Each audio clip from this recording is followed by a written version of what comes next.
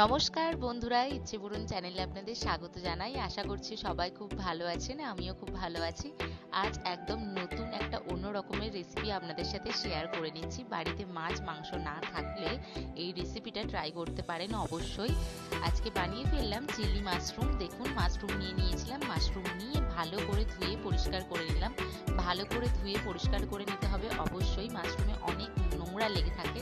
দিয়ে দেখুন ভালো করে কেটে নিচ্ছি। আমি বড় বড় মাশরুমগুলো 4 ভাগ করে নিলাম আর ছোট মাশরুমগুলো 2 ভাগ করে পিস করে কেটে নিচ্ছি। মাশরুম কাটা আমার কমপ্লিট। এরপরে আমি নিয়ে নিচ্ছি অল্প পরিমাণে ময়দা নিয়ে তারপরে ওর সাথে মিক্সড করে নিচ্ছি কর্নফ্লাওয়ার আর দিয়ে দেব গোলমরিচ গুঁড়ো, লঙ্কা গুঁড়ো, অল্প সামান্য পরিমাণে জিরে গুঁড়ো, অল্প একটু লবণ আর দিয়ে দেব আদা বাটা, রসুন বাটা।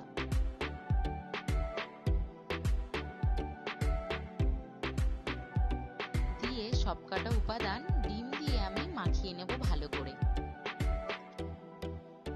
দেখুন খুব ভালো করে ব্যাটারটা তৈরি করে নিচ্ছি, ডিমগুলো মিক্সড করে নিচ্ছি।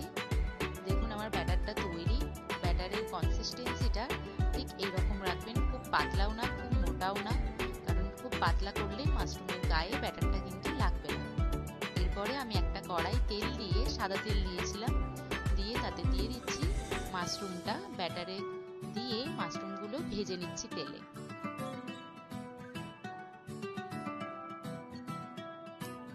এক এক করে প্রত্যেকটা মাশরুম আমি ভালো করে উল্টে পাল্টে ভেজে নিচ্ছি। একটু সামান্য লাল লাল করে ভেজে নেব আমি মাশরুমগুলো। দেখুন উল্টে দিচ্ছি, উল্টে দিয়ে একটু লাল লাল করে ভেজে নিলেই আমাদের মাশরুমের পকোড়াটা ভাজা রেডি হয়ে যাবে। দেখুন লাল লাল হয়ে গেছে। এরপর আমি তুলে নিচ্ছি। রেডি আমার সবকটা মাশরুম ভাজা। এরপরে আমি কড়াই একটু জল দিয়ে দিলাম। জলটা হালকা গরম হয়ে গেলে সেটা নামিয়ে নিয়ে তাতে দিয়ে দিচ্ছি কর্নফ্লাওয়ারের আর একটা গরম জল তৈরি করে রাখলাম। এরপরে একটা কড়াই দিয়ে দিচ্ছি তেল দিয়ে তাতে দিয়ে দিলাম রসুন কুচিগুলো একটু লাল লাল হয়ে ভাজা হয়ে এলে তাতে দিয়ে দিচ্ছি লঙ্কা কুচি দিয়ে ভালো করে নাড়াচাড়া করে একটু ভাজা হয়ে এলে তাতে দিয়ে দেব পেঁয়াজগুলো আমি 4 টুকরো করে পাপড়িগুলো ছাড়িয়ে নিয়েছি। দেখুন ভালো করে নাড়াচাড়া করে এরপরে দিয়ে দেব এতে ক্যাপসিকাম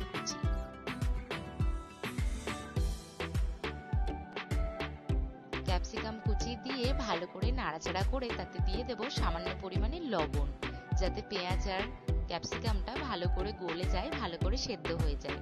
দিয়ে দেখুন ভালো করে নাড়াচাড়া করে কিছুক্ষণের জন্য ঢাকা দিয়ে রেখে দিলেই রেডি হয়ে যাবে পেঁয়াজ আর ক্যাপসিকাম কুচির ভাজাটা।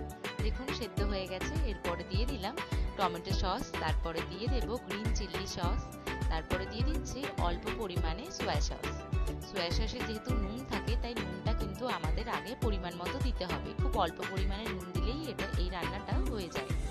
দেখুন ভালো করে নাড়াচাড়া করে তাতে দিয়ে দিচ্ছি আগে থেকে ভেজে রাখা মাশরুমগুলো দিয়ে ভালো করে মিক্সড করে নিচ্ছি। মিক্সড করে নিয়ে এতে দিয়ে দেব সেই কর্নফ্লাওয়ারের জলটা।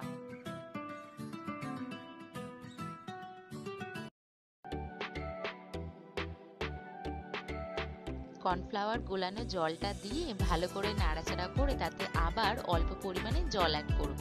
খুব অল্প পরিমাণে জল দিলেই হয়ে যায়, অলরেডি মাশরুমগুলো ভাজাই আছে, তাই অল্প পরিমাণে জল দিয়ে হালকা আঁচে একটু ফুটিয়ে নিলেই রেডি চিলি মাশরুম। খেতে কিন্তু দারুণ হয়।